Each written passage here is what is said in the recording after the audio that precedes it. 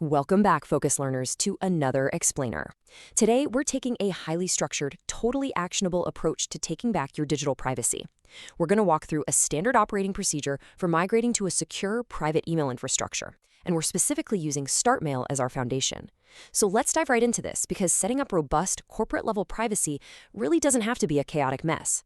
We're going to follow a very clear playbook to lock down your digital footprint. You know, there's a very famous saying in tech. If your email service is free, you're paying with your privacy. We've all used the major free providers for years. Gmail, Yahoo, Outlook, you name it.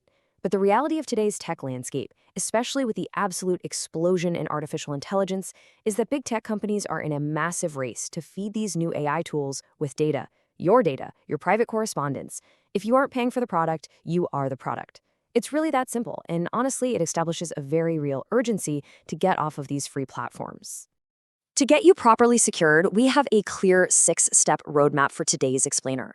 We'll start with the initial data migration, move into setting up disposable aliases, organizing with inbox filters, outbound encryption, connecting your devices, and finally, a quick review of some crucial migration best practices. Let's get right into it. Step 1. The initial data migration. But hey, before we move a single byte of data, consider this staggering number, 2,451,077. According to our source material, that represents the exact number of government data requests sent to tech companies between 2013 and 2021 across the US and Europe. Government surveillance and data requests are surging, regardless of your politics. And that number proves exactly why migrating your data out of the open hands of big tech and into a private encrypted vault matters so much right now. Now, historically, moving your old data was a massive headache, right? It used to be the #1 reason people just stayed with insecure providers. But today, it operates completely frictionlessly.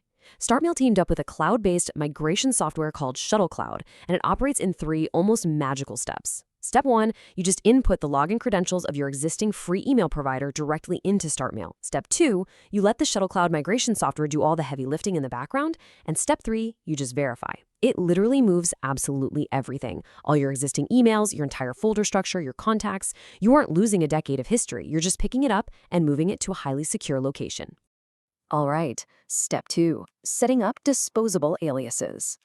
Think of aliases as your primary defensive shields. They protect your real email address from spam, phishing attempts, and those sneaky tracking pixels. You really have 2 distinct tactical choices here. First is the burner alias. This is a temporary shield. It automatically disappears after exactly 1 hour. Now, you can't initiate an email from it, but you can receive and reply within that 1-hour window. This is absolutely perfect for when you just need to download a quick free guide or grab a promo code from a website that you know for a fact is going to spam you later. Then, on the other hand, we have the custom alias. This is a much more robust tool. You can completely customize the name, and you can set it to expire in a day, a week, a month, or just never expire at all. You can send and receive from this alias forever. This is going to be your go-to for registering for ongoing services, like a streaming platform or a banking app, which ensures your true underlying identity remains completely hidden. Moving on to step 3, organizing your inbox with filters. So now that we've got those brand new custom aliases acting as our shields, we really need to manage the inbound flow so your inbox doesn't turn into a total chaotic mess. To keep things strictly segregated, we're going to follow a simple 2-step process. First, you create a dedicated new folder in StartMail. Say you name it after a specific service you just registered for.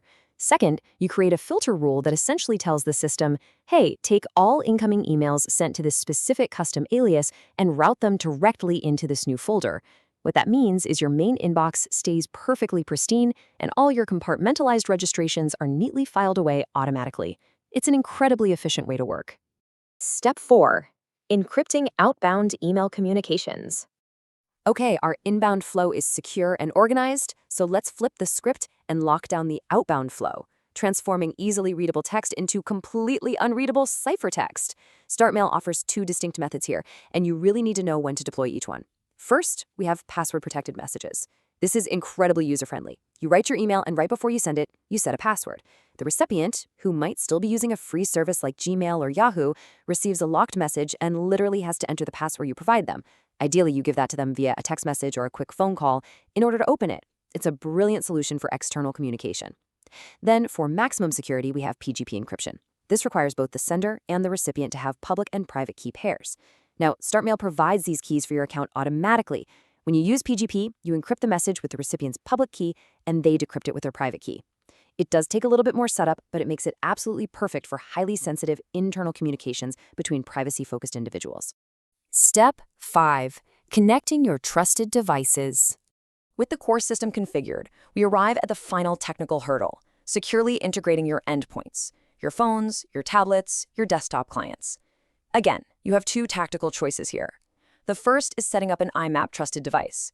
This lets you use third-party software like Thunderbird or Outlook. You just generate a specific IMAP configuration inside your StartMail settings. The massive security benefit here is control. If you ever lose your phone or laptop, you simply log in and revoke that specific device's access instantly, protecting all your data. The second option is the mobile shortcut. Because StartMail doesn't actually use a dedicated app, which is great to avoid third-party tracking, you just add their mobile-optimized web link directly to your phone's home screen. The benefit? 0 third-party apps required, and you get full native access to all those powerful alias tools we just talked about, right from your phone. And finally, step 6, best practices for migrating. So, the system is fully configured, but for a successful long-term transition, you need some ongoing hygiene. You can't just flip a switch and walk away. You have to sunset your old provider properly. Let's rapidly run through the standard operating procedure checklist.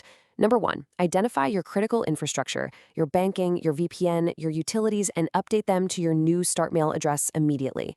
Number 2, set up automatic forwarding from your old free provider. StartMail's migration tool can actually do this for 30 days, or you can go in and set a permanent forward manually in your old settings.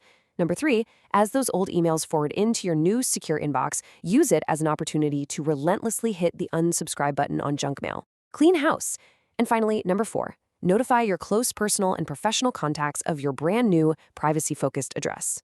And hey, if you're sitting there worrying about whether you'll actually have enough room for all that migrated data in your new secure communications, keep this number in mind, 20 gigabytes.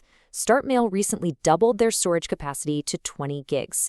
To give you some context, the source review noted that after migrating over a decade's worth of heavy email usage and attachments, they only used 4 gigabytes. So for sure, you have plenty of secure, encrypted infrastructure for the long haul.